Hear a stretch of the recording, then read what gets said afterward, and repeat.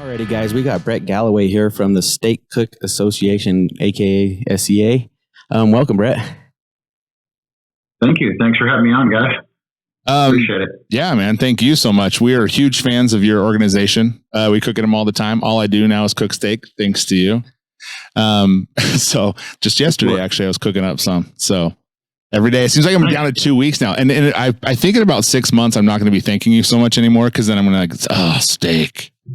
But still, super fun. We appreciate you coming by. Glad to be. So tell us about it. Tell us about where the steak cook, the idea for the SCA came from. Well, Ken and I we had a cook team called the United Steaks of America. Thought it was a cool name until we got sued. Oh, no. So we didn't realize, we didn't do our research. There was a company that sold steaks in Europe from America that called themselves United Steaks of America. So we had to change it to the USA Cook Team. But we had a great time cooking, and my wife and I were watching the Food Network one night and saw a cook-off, and I said, man, we can do that. And so we entered our first event, had a great time. We ended up winning the Steak World Championship. And when we did that, some opportunities came about. We had an opportunity with Walmart and did a steak commercial with them for 2 years. Their hidden steak deal. We did it from South Fork Ranch, where they filmed Dallas, the TV show. Nice. And so that brought a lot of interesting conversations about, because when we started this, there was 9 steak cook-offs in the world. We competed in them all, and we ended up winning 8 of them. Couldn't win that last one. I'll never know. Can't figure that one out. Just didn't do it. Didn't have it in us. But we started talking with the promoters, and after we won the world championship and did the Walmart thing, things got different. We would show up to events, and the promoters would come to us holding 2 steaks and say, hey, somebody just turned this in. What do we do with it? Man, I've got my Grill Grade special in my hand. I'm trying to win $2,500. And so whatever you want to do with it, I had no idea. I honestly didn't know the rules, and it didn't matter. We were, what we were doing was working, so let's not mess with it. But after going to 3 different events, and it happened at 3 specific events, and I was like, man, this is weird. There are no set rules. And so we were on our way back from an event one day, and Ken was with me. Ken's a co-founder, and he was very frustrated. And he said, we need to do something about this. We need to call someone. And the names he threw out there, they do barbecue. They don't do steak. And in the meantime, I've started cooking some barbecue, so we learned some of these names. And he said, well, we need to start something. I said, well, let me show you what my wife and I have already been working on. And I'd already designed the logo that's on my shirt. And Shelly and I had already done some work on some things. And I said, man, I love this idea, and I think it could really do well, but I don't want to stop cooking. So he said, that's what we're going to do. I said, all right. Well, the next day we sobered up, and they're like, no, this is a bad idea, man. We got to stop cooking. And I love to compete. Every day at awards, or every weekend at awards, I have like goosebumps, because I'm remembering back when I got to cook. But now we're giving that opportunity to others, which is awesome. So we ended up, we said, let's just do one event. We did one event, the North Texas Steak Cookoff, had 42 teams that came out to the event. We didn't know much about the finance side of these events at that point, and had 42 teams. We sold steaks to the public, and we got lucky and broke even. I'm like, yes, we should have made money on that event. We just didn't understand the pricing side yet. So it was valuable for us. We tried some things differently that had never been done. When we won some of those other events, there would be 6 judges on a table and 87 teams. 6 judges tasted 87 steaks. Wow. Do you like odds there? Yeah. They're wounded. Yeah. They were wounded after that. Wounded. After a while, it's just straight salt that it even touches their taste bud. Wow. Yeah. So we, after learning some things, we thought, we can improve on this. We can make it better. And as cookers, we took it as a challenge. And that first event, we ran 2 tables instead of 1. And we just had some people really freak out on it. It just makes sense. A full judge is not a good judge. But we ran 2 tables, and a lot of the things we did, the cookers really, really liked. I'll admit we made some mistakes when we did that event. And one of them was mine. I thought, if you're drinking beer, just keep drinking beer, because it's going to change your taste buds. Well, that was kind of a mistake. We now have nothing but water on the judge's table, because salty steaks did very well that day. So it was a valuable lesson on the first event. But we've learned from that, and the National Barbecue Association gave us our first big shot.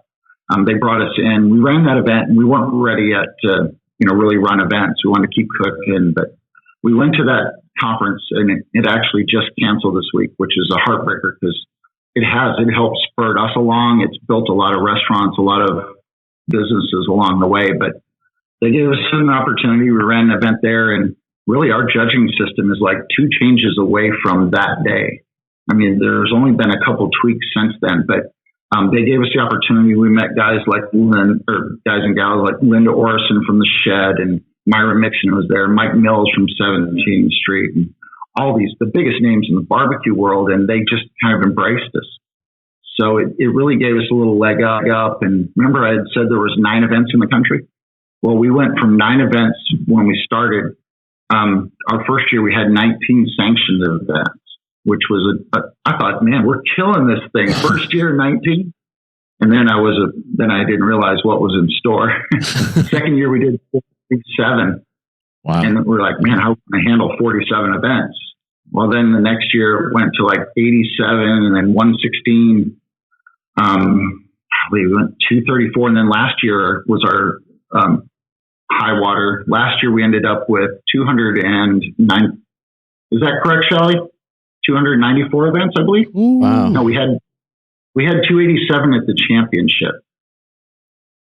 Oh, I'm losing my mind. Sorry. Anyway, we're over 300 last year. This year we were on track. We're getting close to 500 for this year. Wow. And some things have changed with different things happening in the world, but we're very happy with the way things are going, and we're learning a lot. I mean, things we thought we were good at, we weren't so good. So it's been a learning experience, and honestly, the best thing that came out of this is the relationships that are formed. We've got a guy that's got stage 4 right now, cancer, that the guys just did a fundraiser for. We didn't say a word. They just did this for the gentleman and raised $6,000 selling tickets, and guys donated different things. Wow. That's awesome. The whole little hashtag SCA family just started as just let me throw this hashtag out there, but it's really became something, which is awesome. It really allows you these competitions for that reason, is because, with any other organization, it's pretty fast paced. You don't have a lot of time to sit there and just talk to people. Mm-hmm. But with an SCA, if you're not doing ancillaries, man, it's just hey, what's up? It's just going to chill and hang out. It's like a backyard cook-off, really. Exactly, yeah. And hang out with your friends. Yeah, and what I like about the SCA, like he just touched on a little bit, it was developed by the cooks. He has been in the trenches. He understands how it is out there in the grills versus some other organizations that have judges that haven't even ever cooked before. Just different stuff like that. It's really cool that he built it from pretty much the grill up. Hey, that's funny. Yeah. There you go. Well, any changes came from cookers, or they came from judges. And we've had a lot of suggestions come in, and we continue, but really the judges have had some suggestions that were genius that we never thought of. Yeah. Sometimes you need to think outside the clamshell, and we just weren't. So that input, we still value that input, because we're not there yet. We can get much better. Yeah, and then I also heard you talking about your black book that you have on your desk of all the ideas, and then you guys have your board meeting over some margaritas talking about the ideas. That's awesome. Yeah. We don't have a board. Honestly, our board is Ken and I. Yeah. And so we're able to, we had a situation last year where double started arising, 2 steak cook-offs in one day. When we didn't have a good way to handle it, honestly, the steak selection part. And we threw out 4 or 5 different ways. I'd test it, Ken would test it, and then we'd get back to each other and talk. And the feedback from the teams wasn't great on any of them. I mean, we just couldn't figure this thing out.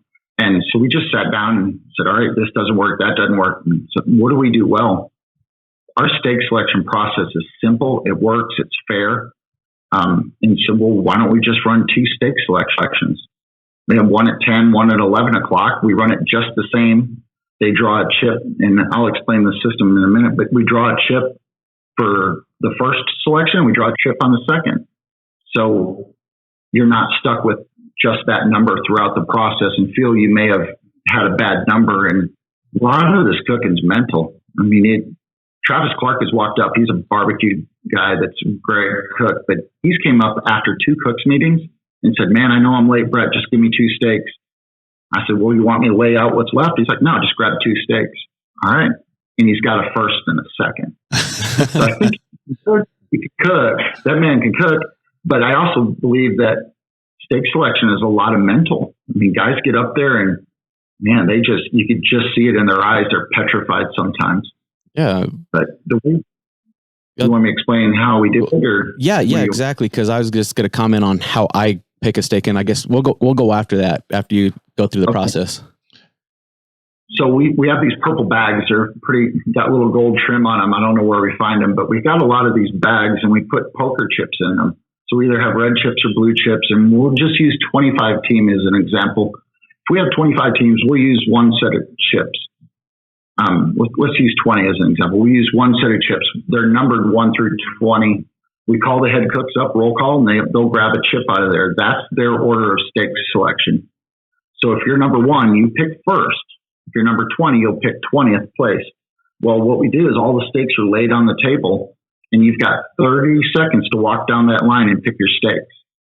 When we go 1 through 20, when we get to the last guy, we turn that line around. We call it a reverse snake. Now the tail is chasing the head.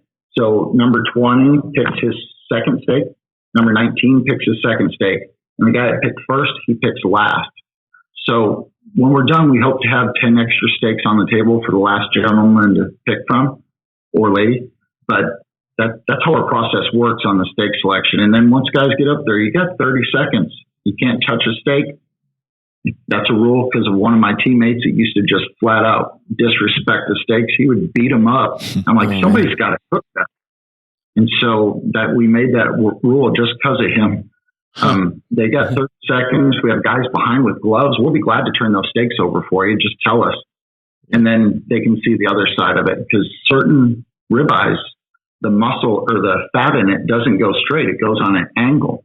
So if they're closer to the top here on the chuck end, they're going to have a different angle to the fat in it. And as they place it in the box, that becomes very important, as far as doneness, to make sure it's in the right spot. So there's a lot that goes into the steak selection, and I'd like to hear how you pick a steak. That'd be interesting. Well, I guess when I start, I go through just your basic, you want to look at the fat content versus meat, right? But I also do like to ask, whenever I have a steak in mind, I ask them to flip it no matter what, because when they pick it up, you can actually see the meat if it separates from that fat line. Sometimes you get that gap, and when you cook, that's going to create an opening, and it's not going to look uniform. So I actually purposely ask them to flip it so I can just see the tenderness of the meat and see if there's any issues with the actual cut itself, or you can see any line cuts or anything in the meat. So that's pretty much how I break my steak selection down. I always go for spinalis, obviously the thickness of spinalis. Yeah. I look for a tri-heart. I like a big size, I go for marbling third. And then the fat is one of the last things I look for, as far as that part goes. I know they have broken it on me, but I use toothpicks a lot. So to keep that together. So that's my exact process. Is spinalis, is it tri-heart or tri-heart, right? Am I saying that? Yeah. Yeah, don't go in a grocery store and ask for a tri-heart. They'll look at you like you're crazy. We make that word up, but it is. That's the first 3 on the chuck end.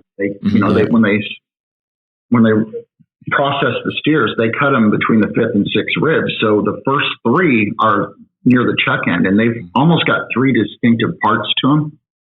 They're a great steak. You got to cook them a little bit longer just to render the fat, because the fat renders differently. But the hard part is those muscles cook at different temperatures. Right. So guys have found ways around that.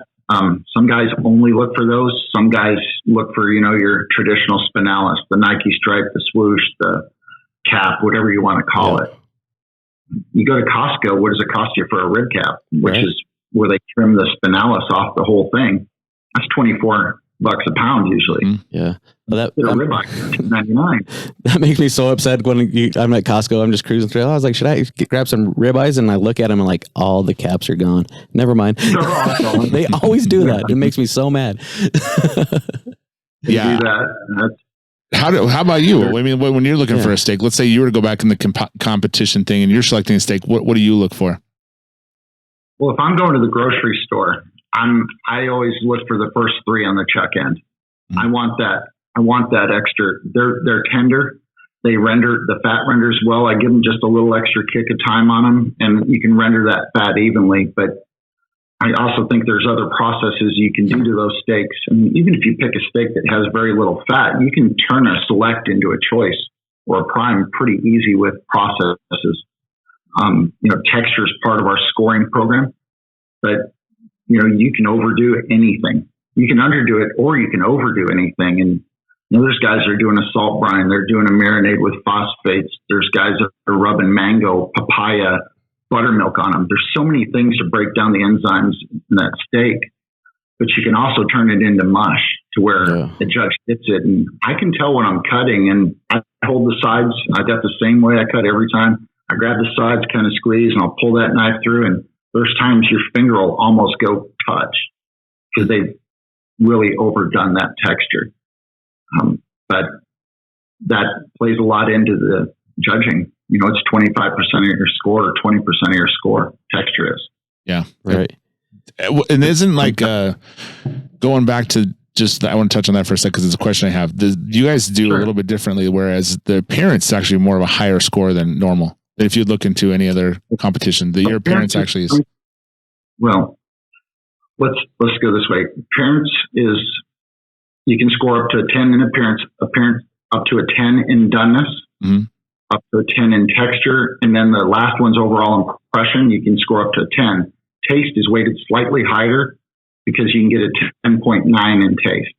So it's just 0.9, so it's about 9% higher than the other categories. But when you put those together, you can have an extra 4.5 points on your score because it tasted great. Right. But honestly, the most important thing on it is the doneness. If you hit doneness, you're going to see your scores seem to fall in line. Your texture is there. If you undercook it drastically, they're going to have trouble because we cut with a plastic fork. So you're going to miss on doneness. You're going to miss on texture big time. And then your other things don't fall in line. But if they hit taste or they hit the doneness factor, everything seems to fall right in. Yeah, that's true. I mean, I cooked a practice steak down in Bullhead City, and it was so great.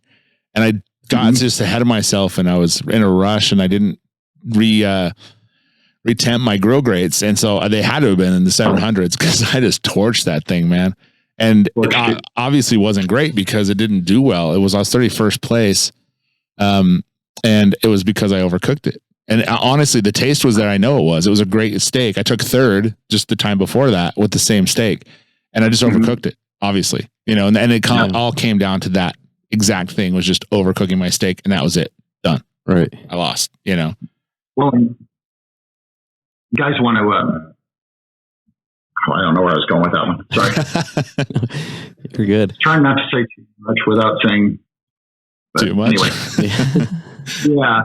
I know. I always walk that fine line, but I want to help people. I want to help new cookers out there and guys. But the doneness is important. If you overcook, that's where I was going. If people wonder why do you go to medium, I love a medium rare at home, or I love a well done steak at home. I'm sorry, but they ruin the steak. Yeah. But a medium rare, that's what I like at home. Mm-hmm. But the standard's medium because it's hard to hit. There's so many factors when you cook that steak. And if you are cooking, when that goes to the judge area, it pretty much goes straight to a table. If you're within that 11 to 16 minute mark, it may sit 3 to 4 minutes max. But other than that, it really goes straight to a table. And that's more of an event that's with a barbecue. For some reason, I've seen that trend of just turn-in patterns. But, hitting medium's tough. You got to cook it. It's the humidity. I did an event in Arizona, a class, and I'm cooking the steak and I'm feeling good. Oh, it's looking great. I'm thinking I got this. And then you hold the steak and you go to open it up for the presentation of the doneness. Medium well at best. I'm like, oh my gosh. And so the next one, I'm like, all right. I ended up that day. Your elevation's different. I cooked at 116 and it was medium. I let it rest 7 to 10 minutes and it was medium. I did a class in California. I was pulling at 118. I've also done them in Texas at 128. I mean, when I competed, I won everywhere from 124 to 146. And there's so many factors that play into it. The humidity is a huge factor. That steak will spike. It can jump 13 degrees once you put it in the box if it's hot and humid out. I mean, if it's cold and you've cooked a slow process, it may raise 2 degrees in the box. But you're going to get some carryover cooking. And Malcolm Reed did How to Barbecue Right. Mm-hmm. He did a great article on carryover cooking, which is totally opposite of what you think it would be. But check out his article. He does a great job in there. Wow. I'm going to have to. Yeah. Because Aaron Clement from Cruise and Grill down in Bullhead, mm-hmm.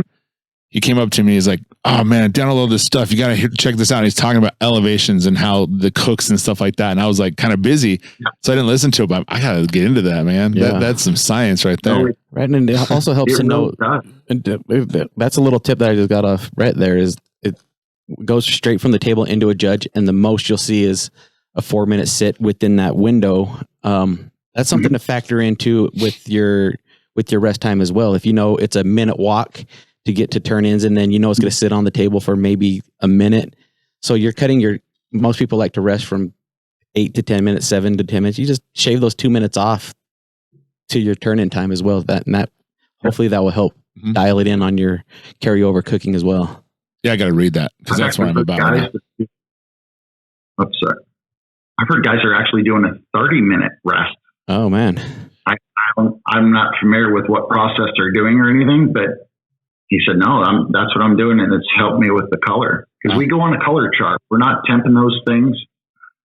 Once they come in, we have a doneness card that sits in front of every judge, and they judge it against that standard because we used to have a single color, and inevitably you would see judges go, it's a 10 or it's a 7. Well, that's a big window, 7 to 10. A 7 will knock you out of the whole event. But since we instituted these cards, now the scoring is always like within 1 point either way of it. I mean, it's really solidified that part of the judging process, I feel. So I think it's been a great move on that end. Yeah. And if you go to Outback Steakhouse, I didn't know this when I found it because I found it on page 6 of Google. I was just looking for this, steak doneness pictures of steak. And I found this on a fork, and my buddy went to Florida, David Haskett, and he sent me a picture. You ever been to Outback, Brett? Why? And he took a picture, and that's the same chart they use for doneness. Nice. Really? Yeah. I was like, wow, think of that. They've cooked like 80 million steaks, and they've got like 1.2 million correct. So it might work. I don't know. Yeah, it works. For what we're doing, it works great. And it's perfect because a lot of people come from, like I said, I worked at a steakhouse for a long time, and, they have a much different view of what a medium is, and it's not necessarily a picture. It's just, so it is a picture, but it's much different. It's a little different, it's everyone has a different perception of what it should be. Well, some good steak cooks in the restaurant side they told me is that they just touch it, they have their gloves on and they touch it and they can feel the doneness just by doing that. I would never be able to do that. I rely so much. I can do it. I won't do it at a steak competition though. Right. I really won't. Not if you're paying money. Trust your thermal pen. Yep. Trust your whatever product you're using, because a couple degrees can make a difference in winning and losing 31st and 10th, or it really can make a big difference. And have you ever shaken your grandpa's hand? Yeah. My grandpa, you shake his hand, he's got that mush hand. I mean, he's a little older, but he's got a little mush hand. Yeah. Grandpa can't do that. Check the doneness by using his hand. So that really doesn't work very well for everybody. Right. It's always rare. I don't know why. Yeah. That's funny. Maybe you should work out, Grandpa. And that's another thing that I love about the SCA too, is cooking styles. Like, you can literally go from sous vide to the traditional grill to over just a charcoal chimney. And then also you had that one guy that cooked on a shovel as well over there in Australia and took 5th place. Yeah. Yeah. So dude got a 5th on a darn shovel. Sorry. Yeah, no, you're good. I'm like, I was all the way home I was in Europe, and all the way home, all I could think was, did that dude wash a shovel, or was it a fresh shovel? It's insane. The guys are doing it. I mean, we have a whole group now called the Chimney Cartel. And so they cook on chimneys. I've done 2 events where the whole event they cook on a chimney. Wow. And what I've taken from it is Oklahoma Joe's has a really wide chimney. They're like the best chimney if you're going to compete in the chimney cartel. They're not paying me. I'm just Do they do just events that you have to just cook the chimney? That's it, or they just are a group that does it at a normal competition? It's an actual event. Oh wow! Yeah. No, we had an actual event in Pennsylvania where everyone cooked on a chimney. They didn't cook on a grill the whole day. And then now we're doing events with the Chimney Cartel out of Florida. I did the first one where the first steak is on a grill. The second steak you have to cook on a chimney of some sort. Oh wow! So there's no. You're not cooking on a grill. You're cooking actually on the chimney. And guys are figuring out ways to avoid those little holes that when you do it from the grill grates, it leaves those little marks on your steak. Oh, yeah. Looks like a leopard steak. Yeah. Not that they cook leopard in Florida, but it looks like it. I wouldn't put it past it. Yeah, that's awesome. There's all sorts of things. Yeah, and since we brought it up, let's dip into those ancillary categories, man. There's so many out there. You got hot dogs, burgers, wings. Those are your traditionals. You got things on a stick, but you're talking regional. Like there's different regions that cook certain different things that are implementing these into the anything cooks. Yeah, we did one on the coast in Port Macquarie, Australia, and they cooked oysters. So that's regional to them. Down in Baton Rouge, Louisiana, they did frog legs. Houston, Texas, they did salmon, which didn't make a lot of sense. I know they're on the coast. But we have no salmon in Texas. I'm here. They did salmon there. We just did one in South Texas where they did goat. So we had barbecue goat and goat guisada, which is basically goat and sauce, some sort of spicy sauce. But we've done all sorts of things up in the Northeast. We did deviled eggs one weekend. How'd you like to ride home with those judges? Rusty's all about that rabbit life. I like rabbit. Yeah, do a rabbit. That's what I grew up on, man. Squirrel. Yeah, well, they could be an ancillary. It's up to the promoter. Right. Sometimes it's a good sponsorship opportunity for them. If Johnsonville Sausage wants to sponsor it, they'll say, all right, here's 4 Johnsonville sausage, use it in your entree. It's really up to them what they do. And I like just keeping it fresh, having new ones. I think the last new one we threw out there was it Frito pie, or maybe you guys call it a walking taco. Okay, Frito pie. Yeah, it's Frito chips with chili and cheese on it, and they were amazing. Yeah. You know what I was thinking? I was thinking about like what would be fun. There's so many different things that go through my mind, but really, I think a fun one would be like a bourbon challenge. You can do so much with bourbon. Like you can cook meats, you can do desserts. You guys just did that, or we're going to do that. I think, right? We had one, yeah. Okay, yeah. Yeah, we were doing one at the conference. It was anything with bourbon. That's right. I did not know that. Yeah, I was going to judge I was actually signed up to judge the one at the conference because I was going. See? And I was like, already ahead of me. I can't do bourbon though, so yeah, I miss it. You can still cook with it. I can't eat it. Yeah, you just have your other team members tell you if it's good or not. I guess. I am no longer medically allowed to drink alcohol. It's the worst thing in the whole world. Really? Yeah. I get gout, so there you go. It cripples him. It cripples me. Yeah. It's super weird. Yeah.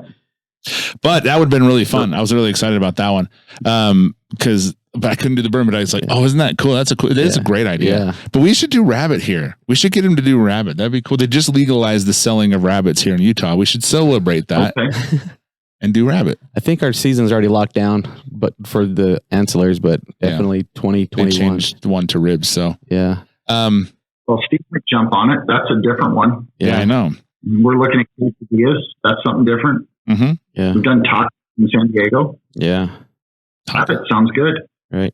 And then I don't know whether this is just left field, but this just popped in my head, but you're a little bit of a Weber head, aren't you? You got a little collection of Webers.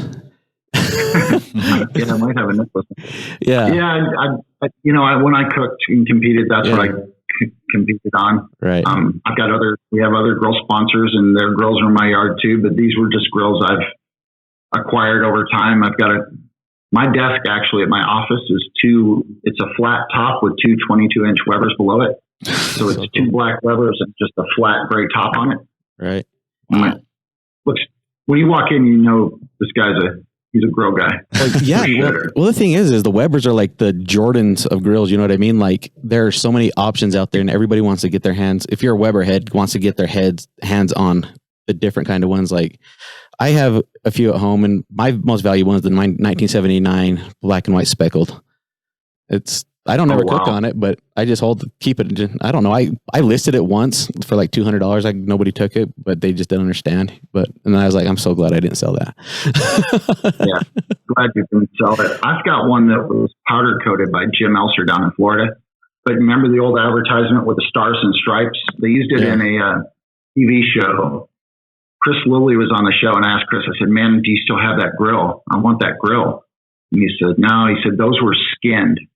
So he said, as soon as we lit them, they melted off. Oh. I'm like, heck. So Jim does powder coating. So I have a stars and stripe one in my office that sits in the entryway. And we also have a PK painted the same way.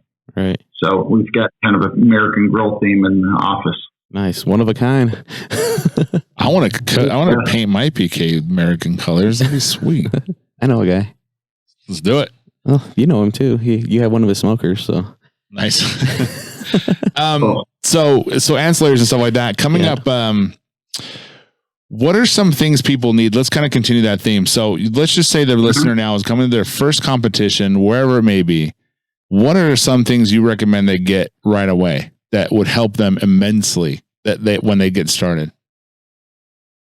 Well, just the basics. I mean, if you bring an awning, it's going to get hot out in most places and sunny. It'll protect you from the element. Most guys will bring an ice chest, a chair, and a grill. That's really the basics to get started. But I wouldn't show up to an event without a thermal pen or some sort of digital thermometer, whatever brand it is you use.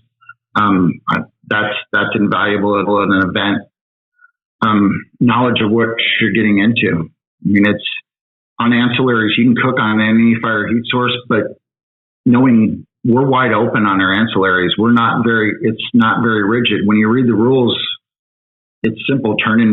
On some of them, it's as simple as turn in 6 pieces or portions. Well, can I garnish it? Yes, you can garnish it. Says you're allowed to.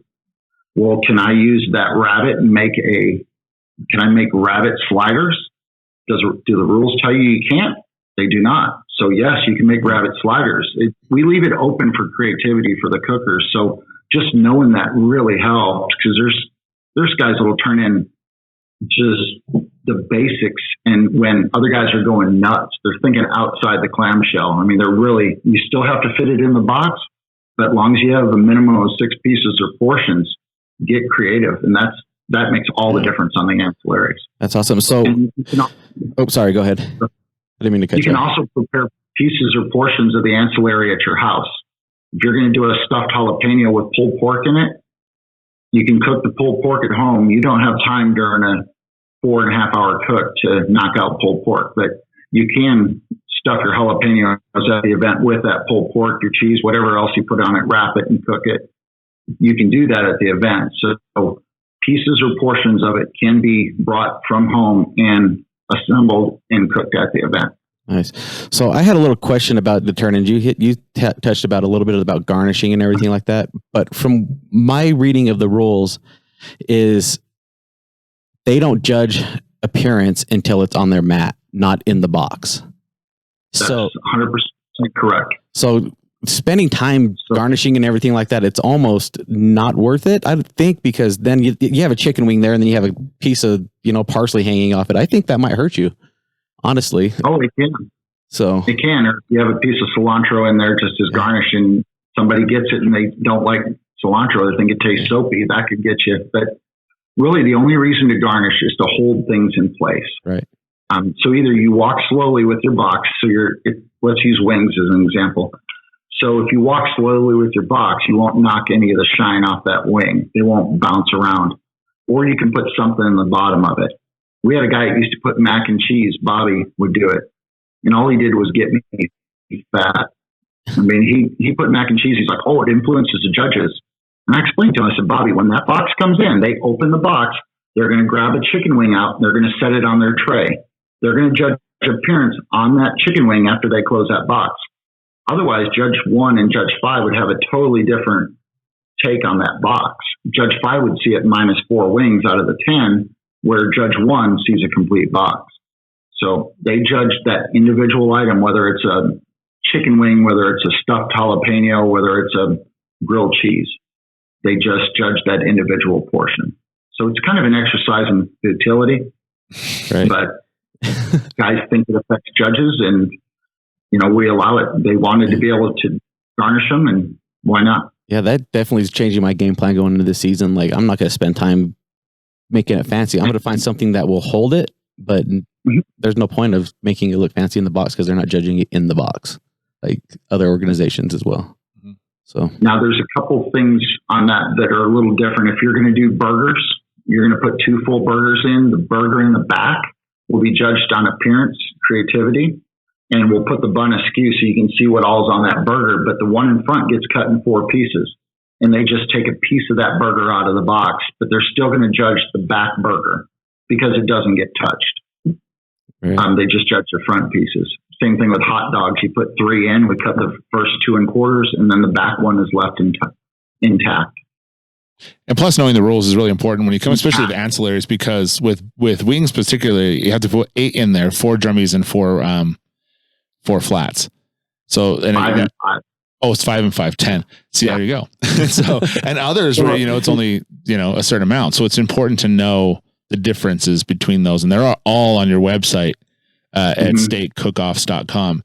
You can go through all those rules, and especially if you're going to show up, man, read those rules because it'll save you a lot of time. And ask questions because, like, here on our one that we're having April 11th, there anything on a stick. I was like, so how many sticks do I turn in? I got confirmation 6.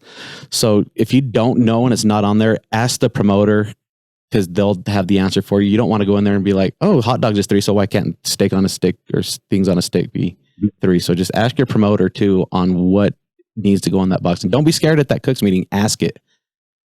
Yeah, and we've actually tricked up the cooks meeting a little bit because there are so many cooks that have cooked a lot, and they're, you guys cook quite a bit, and you cook other organizations, and some will have a tape that you listen to, and you're like, oh gosh, I've been here, and so we got to where we just sent one guy to the meeting, and we listened to the feedback as if the meetings were too long. It's not supposed to be our personal comedy routines. It's let's give them the information. And somehow it's turned into longer than it should be. So now what we're doing, we have a abbreviated cooks meeting. So we'll say, are there any new cooks in the room? And then they'll look around. If somebody raises their hand, all right, I need you to come talk to me afterwards. And we bring them back. And we'll do a longer cooks meeting with those guys to really cover those rules. But the general guys will tell them, hey, you got to turn in 6 pieces or portions. We'll give them the basics on those. But the payouts, we don't read the payouts anymore. We used to read all of those. Now it's just payouts are as posted on the site. So unless they've changed, the promoter wants to throw an extra $100 for 6 through 10. But really, we've cut our cooks meetings almost in half time-wise. Wow. And so walk us through like after that. So when someone comes in, so you go through the steak collection or whatever selection. Thank you so much. Yeah. How much time do they have to cook the steak? Is it always this? Is it hot? Is it the same all the time, or is there a different per contest? It really depends on the event. We try to work around festivals and different events. We try to maintain a certain amount of time, but normally you're going to do a 10 o'clock cooks meeting. By the time we're done, it's about 10:20 after we do all the steak selection, and you head back to your camp. So you're back at your camp with your steaks, and you usually turn in, say, 2 to 2:30. So you've got about 4 hours with your steak, 3.5 to 4 hours, and you turn in any time in that half-hour window. But that gives you, there's guys that are trying sous vide processes, and one day somebody will win with a sous vide. But what I can tell you right now about sous vide is, man, there's some badass filters on Instagram. Because I see guys post these sous vide, man, just sous vide the steak, and it is gorgeous. And it may be a guy that's going to be at that event that weekend, and I might be cutting steaks that day, and I watch them like sous vide, because it looks great. Yeah. But if those guys will get the color that they had on that picture they posted, they could win. I mean, it just doesn't look great. Texture, they may nail it, but they're just, if somebody nails that, they're going to win one. I think we've had a third with the sous vide. Matt Hansen, I give that to you because I know what you do, how to achieve certain colors. I want to see a sous vide steak. So I'm calling you out, Matt, from Crooked Pigs Barbecue. That would be cool. Yeah, somebody's going to win one day. I'm telling you. Is there a particular kind of, just a particular kind of smoker or cooker you see that wins more often than not? Or is it just whatever? Well, 9 out of 10 events are probably won on a PK grill right now. When we started, PK was very good marketing. They offered extra money. We were still young, didn't have that many events, and they would offer an extra $500 if you won on a PK. Well, what do you think people did? A bunch of guys went out and bought PKs. Right. We've had guys win on a gas grill before. A lot of first-time cookers, they're going to bring whatever they have. 87% of the country has some sort of grill in their backyard, at least one. I raise the bar a little bit. I have 42, but 87% of the households have at least one grill, and it may be a gas grill. You can bring it out, but what happens is you look around and you're like, that dude's on a PK, that guy's on a Weber, he's on a PK, he's on a PK. Next thing you know, they're back with a charcoal cooker. So the PKs are very popular out there. They're great steak cooking machines. I happen to be a Weber guy. I cook on Weber a lot. But I've also, we've got some other grills that have came around where, like the M grill, M grills are actually a sponsor, so I can talk about them now. And we're open to any grill, but that M16, that may be the best grill I've ever cooked on. It's amazing. It's a great grill. I've finally mastered I think I've almost mastered my PK to where I can cook pretty darn well on it. I didn't spend a lot of time, honestly, but I'm pretty good on it now. So you can win on any grill. There's guys, we bought a grill in Florida at a Publix grocery store that was so wobbly when you put the steak on, the whole thing kind of rotated. But we won that steak cook-off on that grill. So I think you can cook on anything. It's just, if I had to answer what wins, PKs seem to be dominating right now. It's like you said with Travis Clark. Yeah. He just walks up, give me 2 steaks. I bet he could cook on a freaking, chimney. Yeah. So with the SCA, like a lot of people have this impression. Just I don't know where it comes from. It could be your website or whatever, but they think that they have to have these grill marks. They do not have to have grill marks. But if you do put those grill marks on your steak, you have to make sure that you have a solid line to help your presentation. I've seen people cook on grates, and they have these patchy lines. That is actually going to hurt you if you're going for grill marks. So you want to touch a little bit about that a little bit? Sure. Yeah. There was a post recently there's a group that I don't pay a whole lot of attention to because it makes me want to pull my hair out. And, when you put a picture in your doneness, your computer looks different. Your Apple right there looks different than my Asus over here does, my screen. Your iPhone may look a little different than his Android screen. So when you're judging color and then they get on that page and just rant about, well, that should be a 10 or a 9, everything looks a little redder usually in a picture than it does in person. But one of the guys went on there and he made this false statement that I actually said in a class, which I wrote the judge book, and my wife's there and she listens to every word I said. She actually caught me earlier. I said something wrong and she noticed. But she was in that class, and I know darn well I did not tell them grill marks weren't were required. You can cook on any fire heat source. You can cook in a cast iron skillet and still be just as beautiful. I've seen it with 3 colors on it and it caramelizes. I mean, those can score a 10 just as easy as one with grill marks. But if you're going to have the grill marks, it doesn't matter. Diamonds, squares, stripes, they need to be consistent. Sometimes if you will spray your spray on the grill rather than on top of your steak, they'll spray so much spray, it clumps. Well, when you put it on there, now it's on the grill, and yes, you have oil on there, but it ends up clumping up. And then all of a sudden you've got what looks like stitching on a shirt rather than a consistent line. So I've seen squares win. I've seen stripes or diamonds. I'm actually going to do a video, diamonds versus stripes versus cast iron, just for fun. They can all look beautiful. And when you eat, we eat with your eyes, don't you? Mm-hmm. Yep. And we only judge the top half of the steak. So, that's one of the few changes that have happened. It happened this year. We allow the cooks to place it in the box the way they want to place it. In the past, we would put it with a spinalis towards where the judge is going to eat it, and then we would cut it in half. We actually cut it 65-35. So the bottom part was where it got, where the judges ate. Well, what we decided, or what we learned, was guys were starting to trim things down to baseballs.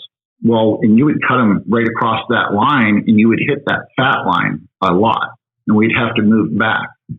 So we decided, how are we going to solve this? Well, by solving that, we just went 50 and 50-50 on the steak. So if it's placed in the box, and I don't have my example with me, but if it's placed in the box, I'm going to try. We're going to cut it parallel with the back hinge, however you place it. There's guys that will put it in sideways. And then guy was talking to me and he was really upset. He didn't do well that day. And I just listened to see what he had to say. And I said, well, how'd you place it in your box? Because that could affect your texture big time. It could affect your appearance. He said, well, my spinalis kicked off, so it kind of looked like a shark. You had that wing hanging off. He said, and so I just put it in sideways with the wing towards the top. Well, when they look at the top half of that steak, it did not look good. Had he placed that below the line, they wouldn't have judged that. They would have just judged the top of the steak. There's guys that'll put it in sideways because they think there's more meat for the judges. I hate to tell you, it's a ribeye. I didn't understand that theory, but it's really up to the teams. It allows them to try to correct for any imperfection they may see in the steak, is what it is. And it takes it out of our reps' hands. There was a perception Danny would judge it different than Brett. Brett would judge it different than David. David would judge it different than Ken. We would move it different. Well, in reality is we probably did, because there's times it was hard to find the spinalis on it. It would either be covered in so much rub or marinated. It was just hard sometimes to find it, and we do our best to place it in the box for the judges. But now it's totally on the teams, and the feedback on it has been great.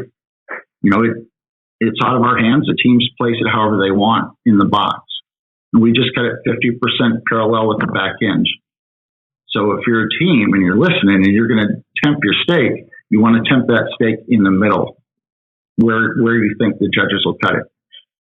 Nice. Yeah, that's exactly what I do. It's just right there, just that little triangle. Yeah. Boom, boom, boom. When it's done, because you got to be careful, because you'll panic and you'll stick it in. It's like, whoa, 165 degrees. Like, well, it's a fat seam, so be careful. Yeah. So you have to do a triangle to make sure you're not freaking out and pulling it too soon.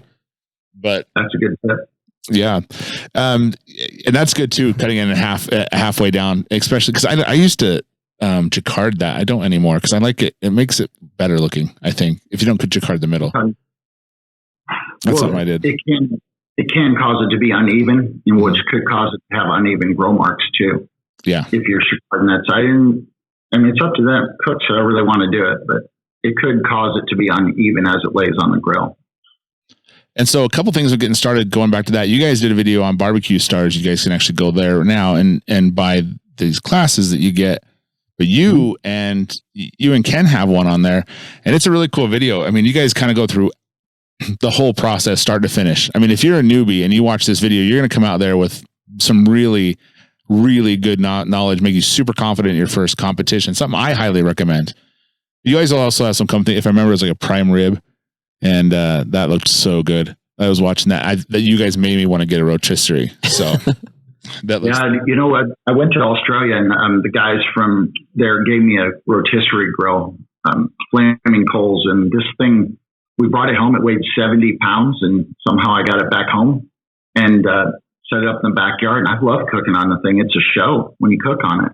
It's pretty. But we just put that on there, and I said, well, we're going to put a prime rib here, and we used our Texas rub and some rosemary, and that's literally all we put on it, and just let it cook and slow cook. And it cooked, most of the afternoon while we were filming the other portions of the class, and it looked almost like we were in Ken's backyard. But we brought 7 or 8 grills over there, and I cooked on all but one grill that day because I wanted to show we used a gas grill. You can cook on a gas grill. You can cook on this, and this is how you reverse sear. This is how you would do it.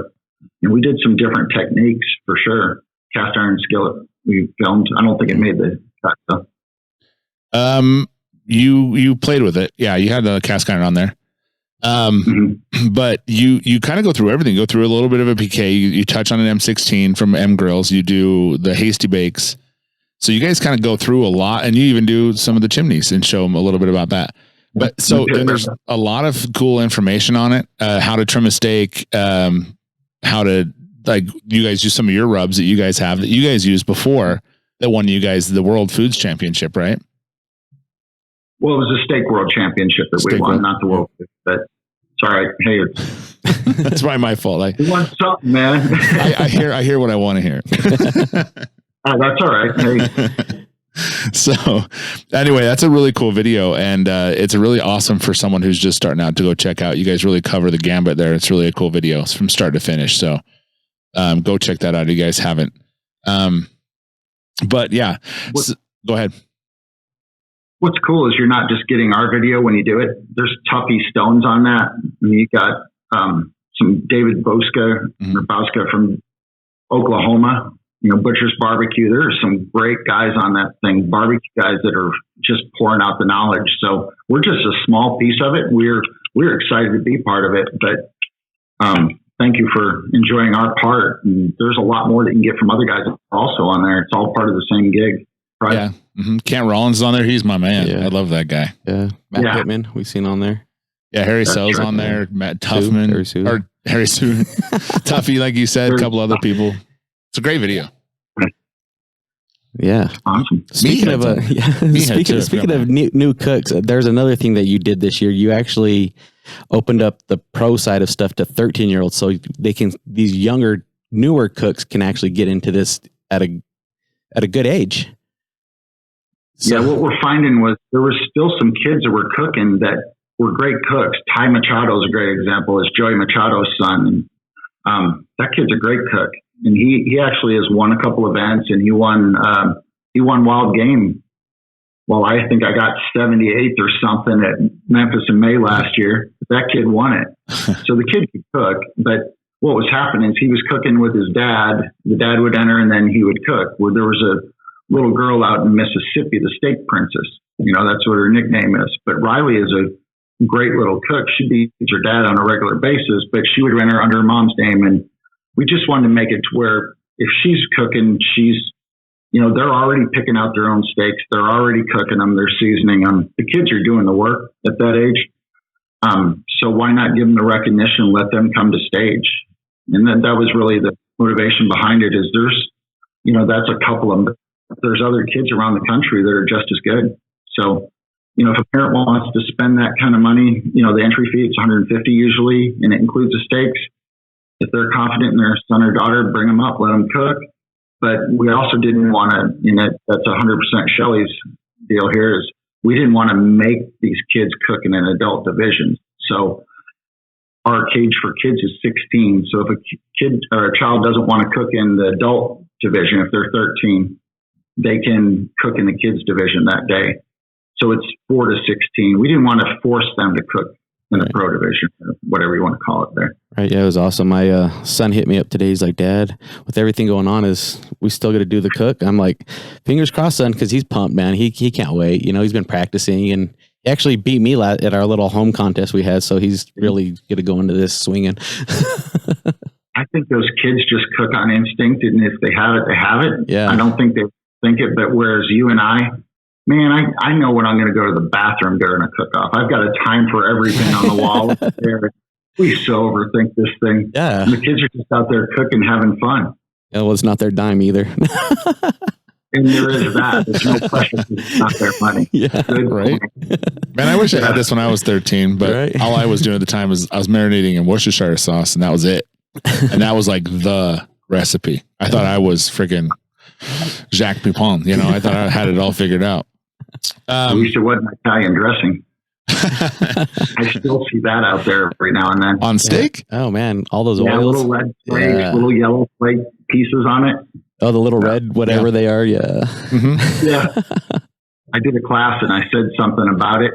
Yeah, I had this guy that did it, and I'll be darned if her husband or the guy's wife wasn't the one that organized the class. And afterwards, she's like, that's my husband's steak, and he cooks an incredible steak. And I was like, oh.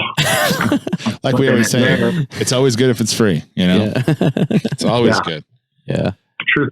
So if someone comes up to you, let's say they cooked a few steak competitions, they know the gig, they have their own little recipes going, but they're just not winning. What kind of advice could you give them that would help them become and step up their steak game? Most times they did better their first event than they do their second or third event. their first event, they're just coming out there and cooking on instinct. And then it's the same as the kids. And then they come out those second and third, and they've got all this pressure on themselves, and they're way overthinking it. Just pretend you're cooking for your friends and family at home. I cook a better steak here. It's like that second swing on your golf swing. That first swing, man, you're over the ball and people are standing around, and you skull it, and it kind of rolls into the sand trap. 9 out of 10 times you drop that ball, there's no pressure, and you just, boom, cure it right on the green. It's the same thing with cooking. We put a lot of pressure on ourselves, I think, when we cook. Just pretend you're cooking for friends and family at home. I think you do a lot better. Oh, yeah. For sure. That's good advice. I like that. That's something I need to work on. And I think you've quoted that a few times. Cook like you're in your backyard. Like I do quote that. I do say that. I don't do it when I'm there. That's the problem. I get all in my head and freaked out, and I'm just overdoing everything, and I'm questioning everything. Everything's ruined. Nothing as I've done before is even. I need to do everything different this time. Flying. The tools are never in the right place. It's the worst. So we do want to touch on this just a little bit, but the coronavirus is kind of dampering the events now. And you guys have done a whole lot to help and facilitate that and keep everyone updated on that. If you go on your Facebook, you guys are constantly on top of that, making sure we know what's happening in that. What are some things people should know right now about that? I think the biggest and most important thing right now is we've got promoters that are scared. They're worried, is somebody going to show up to my event? These events, they guarantee a payout. So they want to make sure they have enough teams to help hopefully cover their deal, whether it's through entry fees or sponsors, but they get scared. And right now teams are waiting. They're also scared, and they're like, well, we'll wait and see if it actually happens. Well, unfortunately, what happens is self-fulfilling prophecy that it doesn't happen because they wait to sign up the last minute and the promoter's freaked out. So if you're a cooker, just sign. If you think you're going, sign up for the event. You don't have to pay when you sign up. We'll check with you the day before, the days leading up. You get reminders about it, and you can cancel long as you let us know. But it's important for guys, especially right now with everything going on, just sign up. If you think you're going, sign up, and that gives that promoter an idea of how many teams he's going to have. Because it's weird times out there right now. We've had events reschedule, because of everything happening around us, and some of the events are in private property that still want to have an event that they feel is safe to have the event. We're not personally running these events; we're sanctioning the judging for those events, so it's their event. If we ever feel they're putting people in danger, we'll pull the plug on it, pull the sanctioning, and there won't be an event. But we're still kind of here at the beginning where things are pretty good, but who knows what's going to happen? I mean, who knows? And it's just it's common practice. Even without this, if you don't feel well, don't go to the competition. It's just simple as that, because you don't want to get anybody else sick, even if it's just the common cold or even the stomach flu or something like that. If you don't feel good in any competition, just don't go. Just get your money back. There will be another one. I agree, but some of us grew up in the restaurant business, and that's not on the table. So. Yeah. No, I was a restaurant manager too, man. And how many shifts did you run where you just could barely make it? Cooking, throwing up. Cooking. Yeah, see, the general public doesn't need to know those things, guys. I'm calling my manager. I'm sick. Are you dead? No. Then you're coming in. And then I became that manager that did the same thing, and I feel bad. Oh, man. You can pick up the phone and call. You're all right. Yeah. That's what it is to restaurants. I think restaurants have changed since then. They have, definitely. Yeah. So, the future of SCA, let's talk about that in a second. We guys have planned. Do you guys have anything just besides just immense growth, or what do you guys have going on? We never try to project.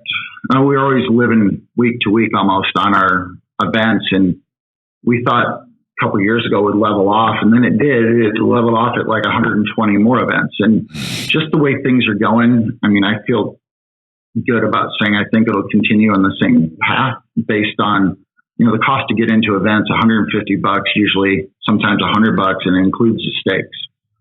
So there's not a lot you can do with your family for $150. Go out, spend the day outdoors. You're not around your Xbox, your PlayStation, and the whole family's out there. I mean, and you take a chance of winning $1,000 in most cases. Right. Where, unfortunately right now, the way things it is, and I can blame myself. I was a barbecue cooker also. man, I remember cooking the little choice briskets, and then all of a sudden guys are buying primes. I'm like, man, I got to get prime. They're cooking prime. They got better meat. Well, then all of a sudden guys are buying these Wagyu briskets and they're buying 2 of them. Mm-hmm. Well, now you're looking at whatever, $350 to $500 for 2 nice Wagyu briskets. A lot of times the payout doesn't even cover your briskets. So we did it to ourselves as cooks, and I blame myself as a competitor. The steaks are provided to help create that level playing field. Everybody's cooking the same steaks. Sure, there's only probably 26 ribeyes on that steer, but they're from the same provider. It's not guys, you're not showing up with a select ribeye competing against a guy with a Wagyu ribeye. Everybody's cooking the same, which I think that helps us a lot right now is just the cost of doing other events. And then, it is a family sport. The guys are out there with their, it's husband and wife competing against each other. I've seen, the grandfather, the husband, the wife, and now the kids are involved. So it's multiple generations cooking together outdoors, and it's hard to beat that. Yeah.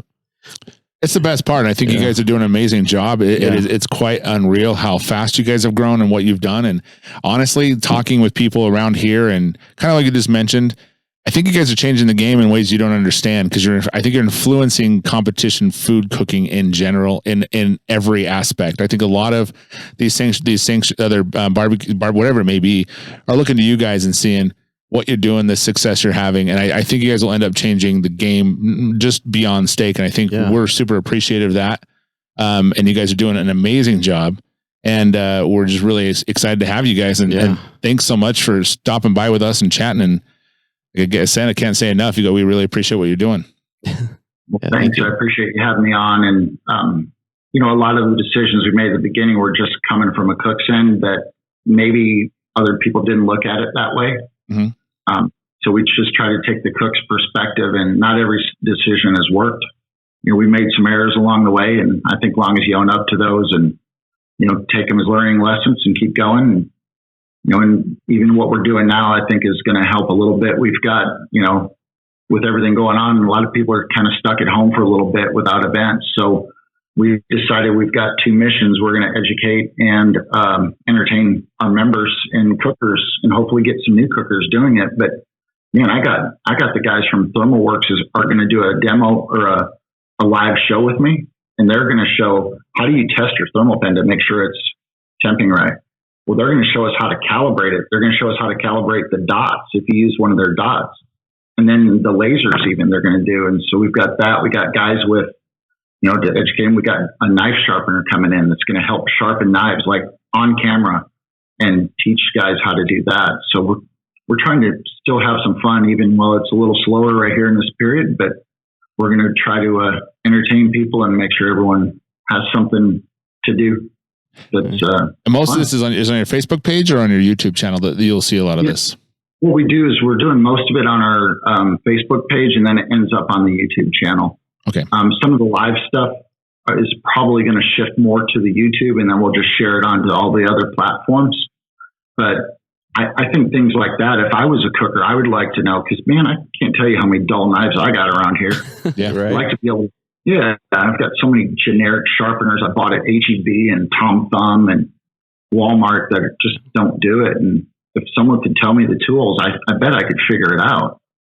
Yeah, me too. I'm having a hard time with that. I'm actually, I went to culinary school. I've worked in restaurants, all that stuff, and I'm still not good at it. So yeah, well, free class to learn how to sharpen your knife. I'm on that. Mm-hmm. Yeah, so we're doing things like that, and then we're going to do some mock cook-offs in the yard, just a small, 2 teams, 3 teams, and just they all live close to me. These guys do, and we're going to do like a little steak selection, so a new cooker can see how it's done, and talk to the guys as they're processing their meats. And I don't want to give away any of their secrets. We'll talk before, but if they, hopefully they're going to share some things, and then we'll do judging. And we may actually do an online judging where you can judge, you can actually vote on appearance wise. Man, I think that's a 10 or it's an 8.